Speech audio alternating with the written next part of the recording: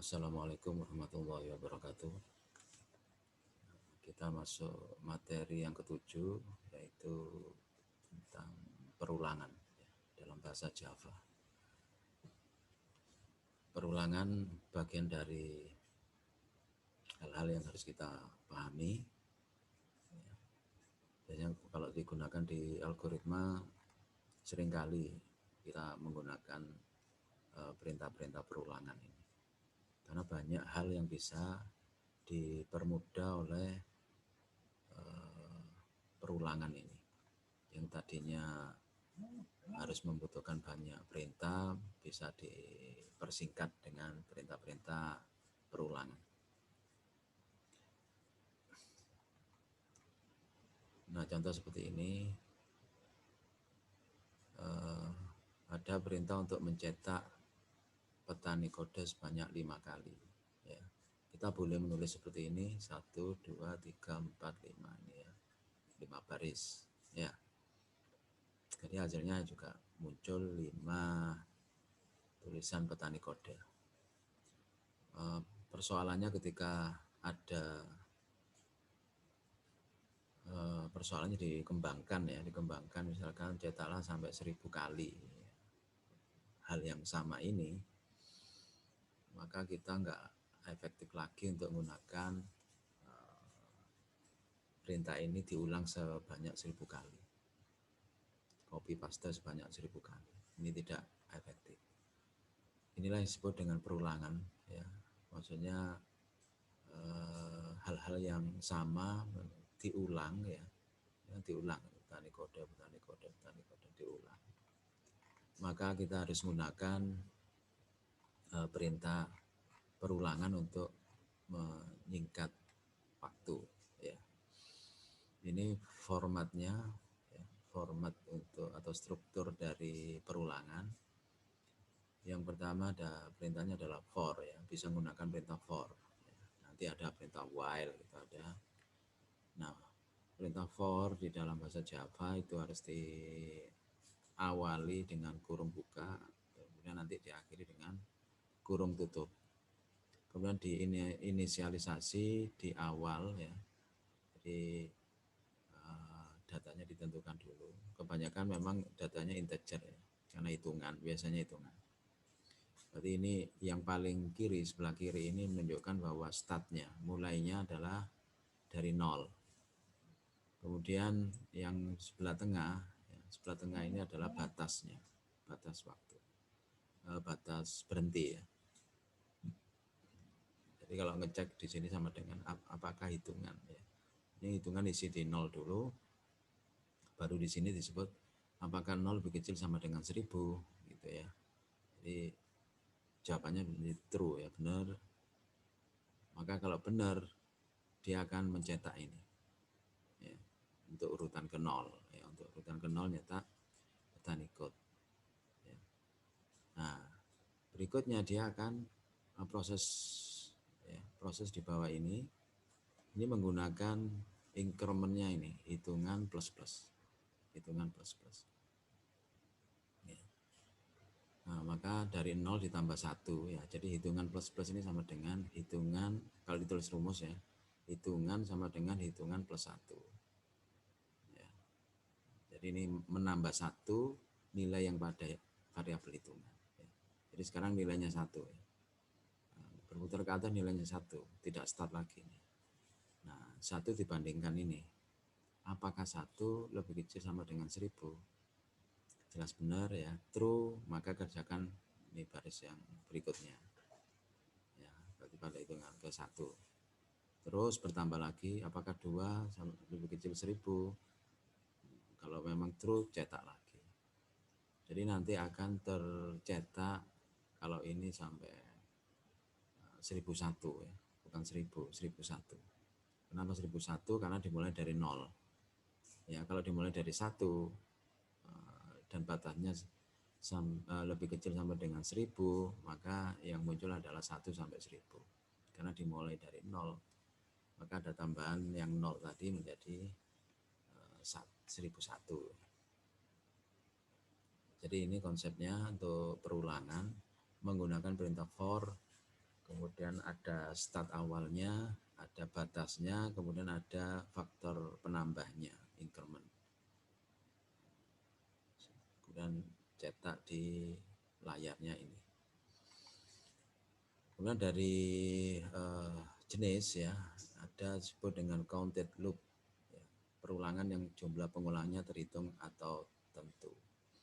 Jadi counted loop itu ya seperti ini, contoh yang tadi itu counted loop, ada batasnya. Ya. Jadi ada apa namanya batas akhir di mana dia harus berhenti. Ya. Kapan berhentinya? Pada nilai ketika dia sudah mencapai 1000 lebih, ya dia akan berhenti. Kemudian ada jenis uncounted loop, ya perulangan jumlah pengulangannya tidak terhitung atau tidak tentu. Ini kapanpun menggunakan for itu batasnya mesti ada batas ya. Tapi nanti uncounted loop itu biasanya menggunakan perintah while. Ya, perintah while itu bisa disetting kalau nggak ada ini hanya nambah gitu, nggak ada batasnya, maka dia akan terus menerus berjalan, terus menerus dikerjakan, ya. Jadi biasanya menggunakan perintah while atau do while itu ya akan terus menerus dikerjakan. Apa yang sehari-hari terus menerus dikerjakan, contohnya jam ya, jam itu kan nggak akan berhenti terus ya jalan, detik, menit ya, terus jam, terus sama-sama berjalan nggak berhenti, itu namanya counted loop. Jadi putaran atau perulangan yang tidak ada batas, ya, nggak dibatasi, itu cirinya. Oke, ini di halaman 3, ini struktur seperti tadi ya, ada start awal, ada batas, kemudian ada faktor penambahnya. Nah, faktor penambah ini juga bisa tidak plus-plus saja. Kita bisa menggunakan yang min-min ya, mengurangi. Jadi nanti ada hitungan naik ya, atau hitungan maju, ada juga hitungan mundur ya. Jadi tinggal mengganti rumusnya saja. Kalau hitungan mundur maka startnya dari besar, kemudian batasnya ini semakin turun ya, semakin kecil ya. Jadi balik ini. Hitungan lebih besar sama dengan 10. Ya, sini pas 10 ini ya, startnya 10. Apakah 10 lebih besar sama dengan 10? Ya, gitu kan. Maka terus di sini terus min ya, hitungan negatif gitu. Ini akan berkurang satu persatu. Ya. Jadi penggunaannya fleksibel untuk hitungan naik, hitungan turun. Nah, kemudian masuk ke contoh di kelas bintang ini ya, kelas bintang. Nah, hitungan itu bisa untuk menampilkan hitungan itu sendiri, ya, integer, atau kalau di sini diwakili oleh variabel i, ya, maka bisa ditampilkan di sini sistem out println i, ya, maka akan dicetak nilai-nilai i, ya. Jadi nanti akan kelihatan berapa kali putaran, itu akan kelihatan ya kalau i-nya dicetak. Tapi juga bisa disandingkan ya ini dengan perintah lain ya, i-nya tidak ditampakkan. Jadi itu gunanya perulangan ya. Jadi perulangan itu adalah ya hitungan urut ya. Cuman hitungan itu kadang tidak ditampakkan seperti ini. Dia bisa diwakili oleh perintah lain. Sama dengan yang paling awal tadi ya, tampilkan petani code ya. Kalau ini tampilkan bintang 5 ya, maka dia akan dicetak sebanyak, nah ini kalau kita amati dari 0 sampai dengan 5, ini berarti 6 kali putaran, 6 kali cetak ya, 6 kali cetak ya. Angkanya nggak ditampakkan di sini. Kalau mau ditampakkan bagaimana? Ya disisipkan di sini. Setelah println mulai dengan atau tulis i ya, i kemudian plus gitu ya, plus terus kemudian tanda bintang ini ya, gitu. Jadi kebutuhannya tergantung ya. Kalau memang problemnya adalah persoalan matematika, ya, hitungan-hitungan, tampilkan bilangan ganjil, genap, prima, dan sebagainya, silakan bisa menggunakan atau ditampilkan I-nya di sini. Tapi kalau untuk tampilan-tampilan teks ya, itu ya gunakan seperti ini ya. Nggak perlu nampilkan variabel I-nya. Kemudian ini cetak angka. Nah, di cetak angka ini baru variabel I diikutkan ya. Ini untuk mengetahui banyaknya, putarannya. Perhatikan yang tadi, karena dimulai dari 0 dan diakhiri lebih kecil sama dengan 10, maka yang ditampilkan tidak 10 angka, tapi 11 karena dimulai dari 0. Ini hasilnya. Hasilnya tersusun ke samping, itu karena di print ini tidak menggunakan len ya, print len. Jadi beda. Yang lalu sudah kita pahami itu, kalau print len itu ganti baris ya. Jadi cetaknya karena setiap selesai cetak dia mesti ganti baris. Setiap selesai cetak ganti baris, maka dia nampak tersusun ke bawah. Tapi kalau pakai print ya dia akan tersusun ke kanan menggunakan kalau di sini tambahan spasi ya, perintahnya perintah print ya, susun ke kanan ya, itu bedanya dan ini harus dipahami ya. Jadi kalau ini dilewatkan tanpa kita paham ya nanti sulit nanti membaca coding-coding berikutnya. Oke, kemudian masuk ke bilangan ganjil halaman 4, cetak bilangan ganjil. Nah, ini cara membuat bilangan ganjil. Ya. Jadi perulangan nanti, nah ini hasilnya dulu kita lihat 1, 3, 5, 7, 9, 11 ya. Bagaimana dia bisa membuat bilangan ganjil ya, lihat startnya dulu, startnya angka 1 nah, start angka 1 batasnya dibatasi sampai dengan 20 ya, batas bilangan 20. Nah, kemudian incrementnya ya, increment faktor penambahnya itu adalah angka 2.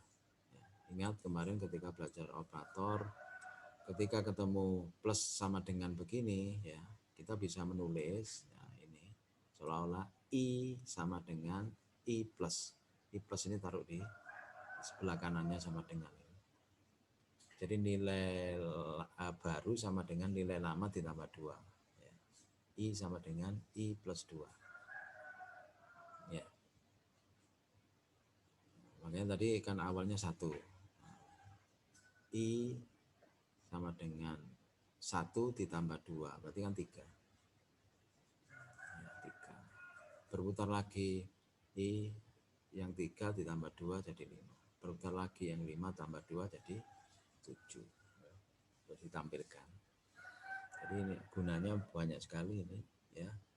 Jadi for untuk biasanya untuk ya memang hitungan yang sering, kemudian untuk tampilan-tampilan yang berurut ya, atau tampilan-tampilan bentuk pola tertentu ya.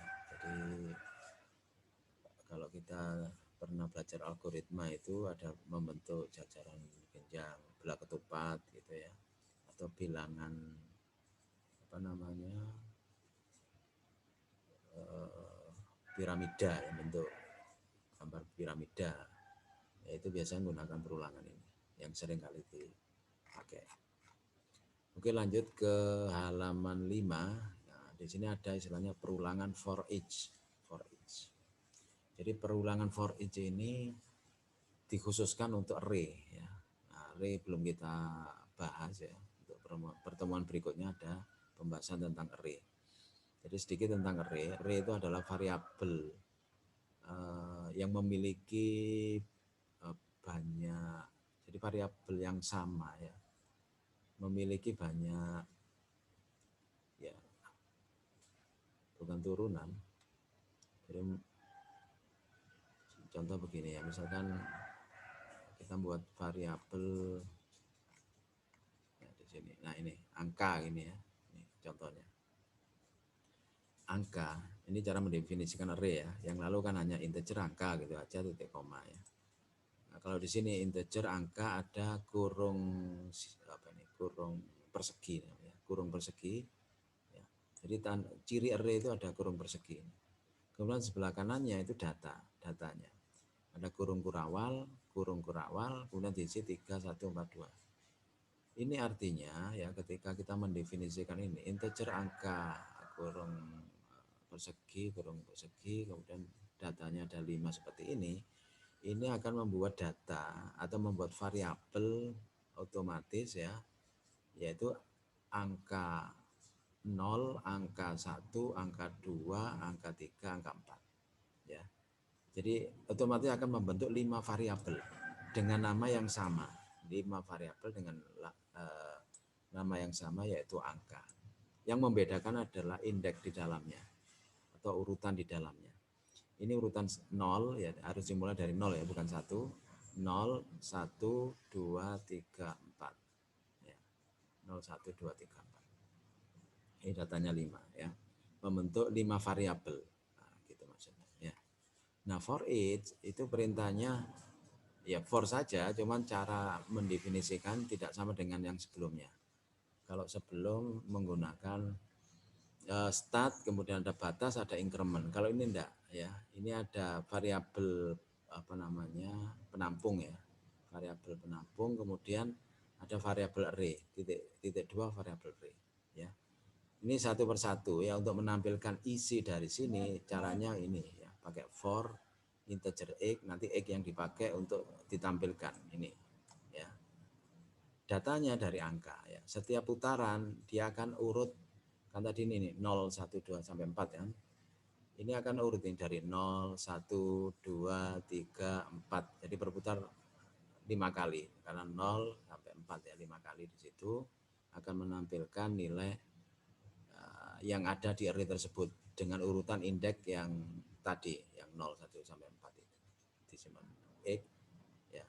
Maka x menerima yang pertama angka yang ke 0, terus tampilkan x yang kedua akan menyimpan nilai angka yang ke 1 ya, kemudian tampilkan x dan seterusnya sampai x menyimpan angka indeks yang keempat disimpan dari angka ya, kemudian ditampilkan.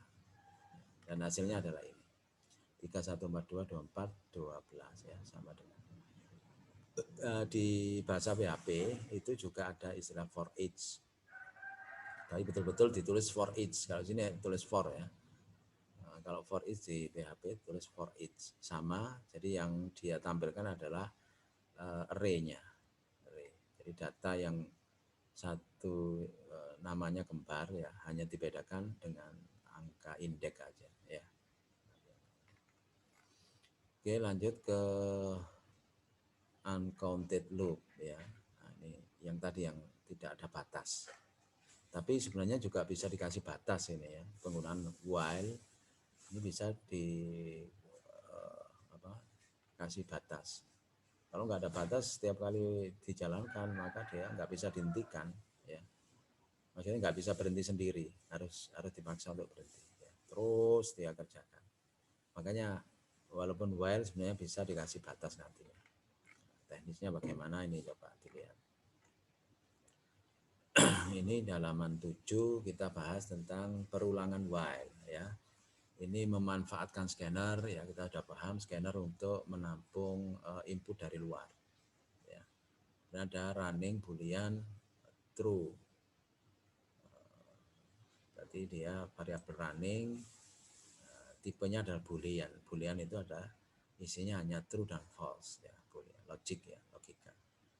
Kemudian ada variabel counter, isinya 0 ya, bertipe integer. Kemudian ada jawab, itu bertipe string.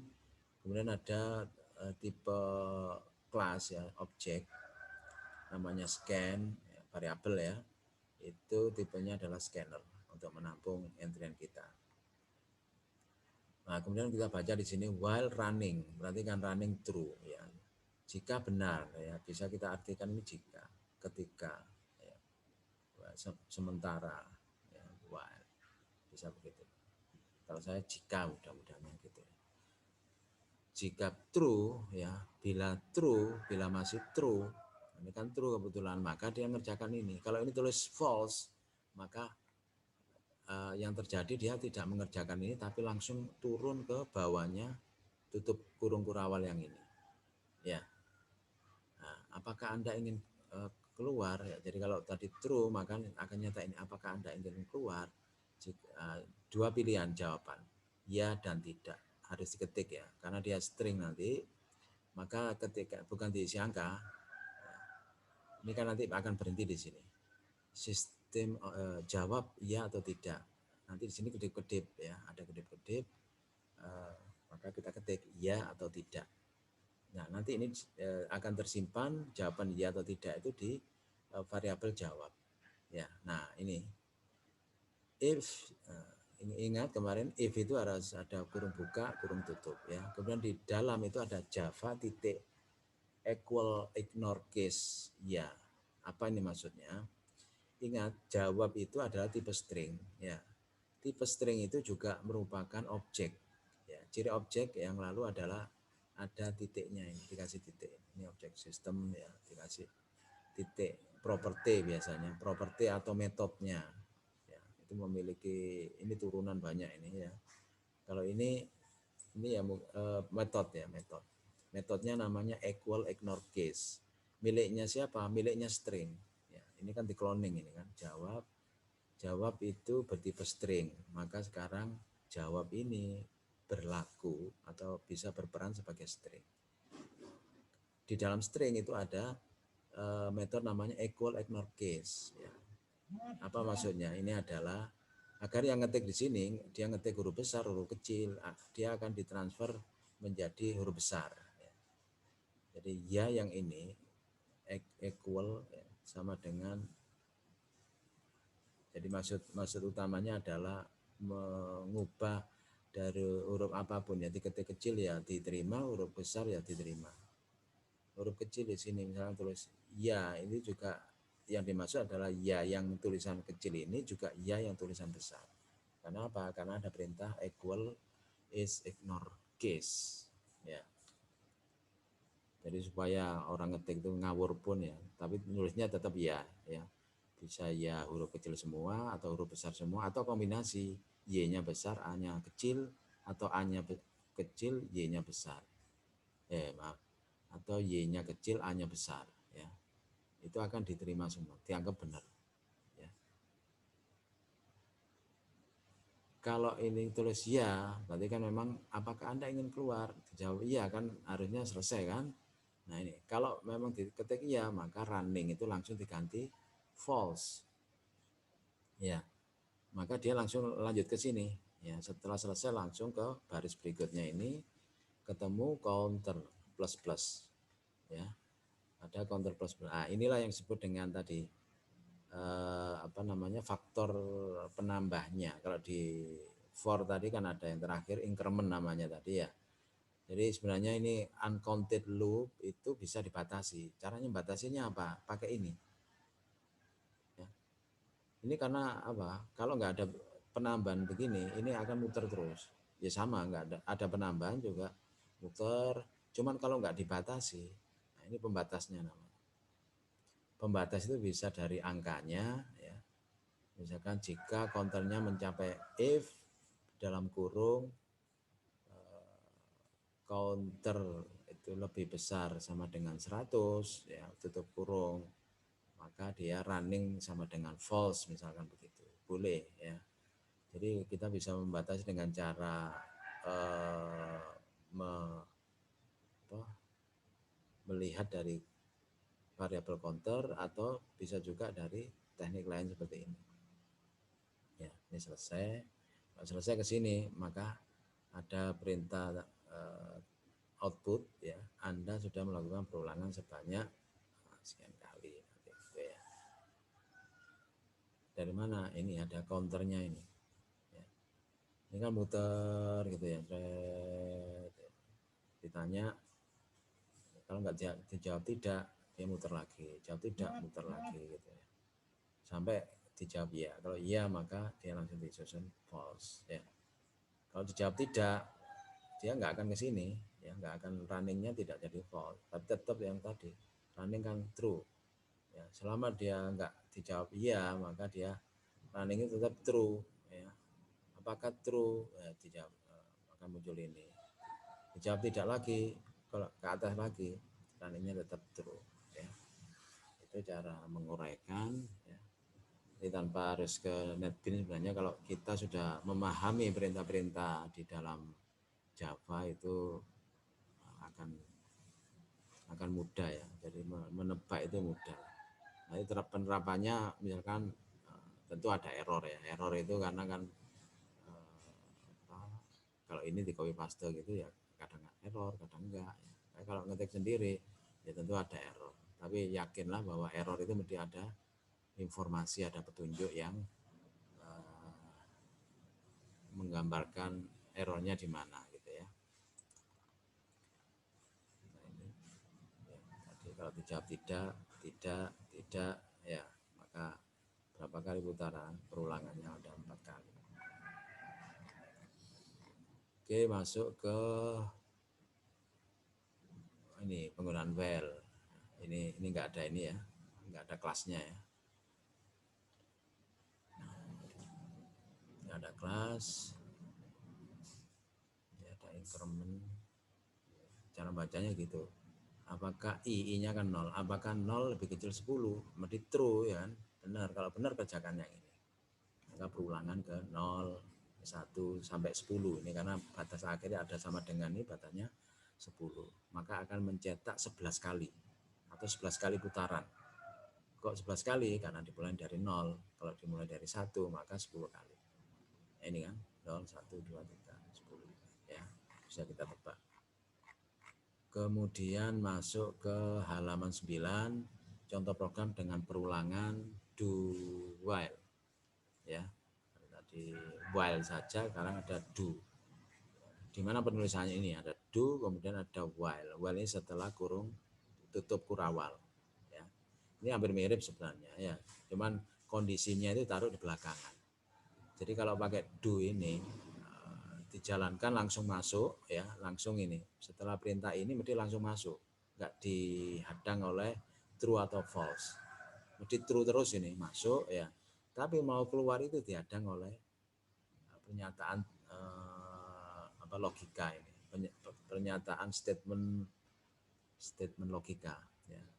Jadi mau ini dicek. Setelah I-nya bertambah dicek apakah I saat ini lebih kecil dari 10 ya. Kalau iya ya maka putar lagi ya. Kalau masih ya masih terpenuhi maka putar. Kalau sudah tidak terpenuhi maka selesai. Ya, jadi while itu gitu, cek aja. Ketika terpenuhi tetap putar ya, terpenuhi ya. I-nya masih 1 kan terpenuhi, I-nya 2 sampai I3 sampai I10 itu masih terpenuhi maka putar. Ya putarannya 10 kali. Nah ini 10. Dengan 0 dari 11 kali ya, 11 kali. Perulangan itu. Oke, itu gambarannya untuk while dan do while. Kemudian ada perulangan bersarang. Nah, ini halamannya lihat yang PDF ya dengan ini. Halaman 10 di PDF itu ada bersarang. Apa bersarang? Ketika kita temukan perintah di dalamnya juga ada perintah tersebut ya. Kemudian ada if bersarang, nested ya. If nested itu bersarang. Di dalam perintah if, di dalamnya ada if. Mungkin dalamnya bisa ada if lagi ya. Banyak yang seperti itu. For juga ada. Di dalam for ada for. Kemudian ada for lagi. Ya cara bacanya supaya nggak bingung ya. Mesti setiap for itu ada pembuka, ada penutup. Oh ini for ini. Ya fokus aja di for ini. Nah for ini ada pembuka, juga ada penutup. For. Itu dalamnya ini ada for lagi. Ya. Nah, kalau ada 3 tingkat seperti itu biasanya digunakan untuk membuat jam. Ya. Jam yang atas ini untuk jam, yang ini untuk menit, kemudian ada for lagi di dalam itu untuk detik. Jadi bagaimana cara kerja program kalau ada jam? Nah, ketika ini dicek 0, lolos ini 0 langsung ke sini. Ya, langsung ke for yang paling dalam, for detik. Maka dia gerak di detik itu. Geraknya hanya satu kalau detik itu kan nambah detik aja. Setelah detiknya bertambah, maka dia keluar mengerjakan yang ini, menit. Ya. Setelah Setelah detiknya itu lebih dari 59, maka detiknya dinolkan, kemudian detiknya bertambah, menitnya bertambah karena keluar nambah ini menitnya. Ya. Kemudian menit ketika sudah mencapai 59, ini maka jamnya bertambah. Ya. Mungkin belum tergambar di situ, nggak masalah ya. Tapi ini hanya untuk menggambarkan bahwa for itu bisa digunakan dalam perintah for, ya. Itu for bersarang namanya. For. Ini kebetulan simple ya. Kalau udah banyak itu bacanya juga agak harus hati-hati.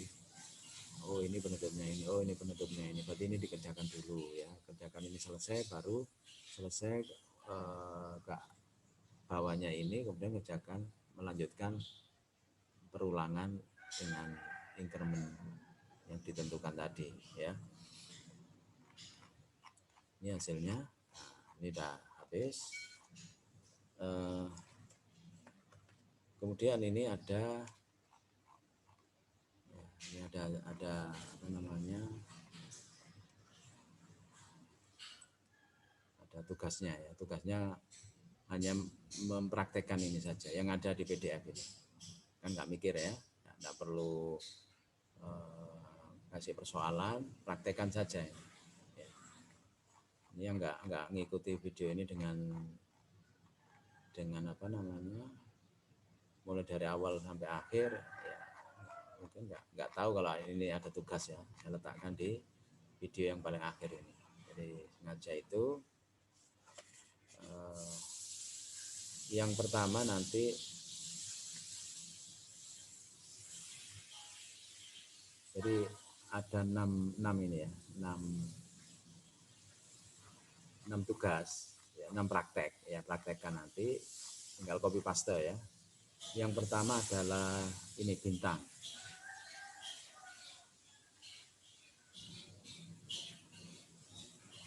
Oh ada 7 ya, 7. Yang pertama adalah bintang ya, new class, beri nama bintang, hurufnya B-nya besar atau huruf kecil ya nggak apa-apa, penting bintang gitu ya. Ini berarti yang pertama ya. Kemudian yang kedua ini cetak angka ya, cetak angka, praktekan ya, copy paste saja ya. Cetak angka ya, jalankan nanti hasilnya apa seperti ini. Kalau sudah kan tadi sudah dijelaskan, saya kira tinggal mempraktekkan. Kemudian cetak bilangan ganjil ya, ini yang ketiga, kan kecil-kecil ini, copy paste nggak lama ya, selesai. Kemudian halaman 5 itu perulangan for each ya, perulangan for each, copy paste, bikinkan kelas baru namanya perulangan for each ya. Kemudian halaman 7 ya, ini ada perulangan while ya, perulangan while ini juga di copy paste, jalankan ya. Kemudian di halaman ini halaman 9 ya, halaman 9 perulangan do while, ini perulangan do while nama kelasnya ya. Nah itu buat bentuk yang ke berapa ini, 6 ya, yang ke-6 ya.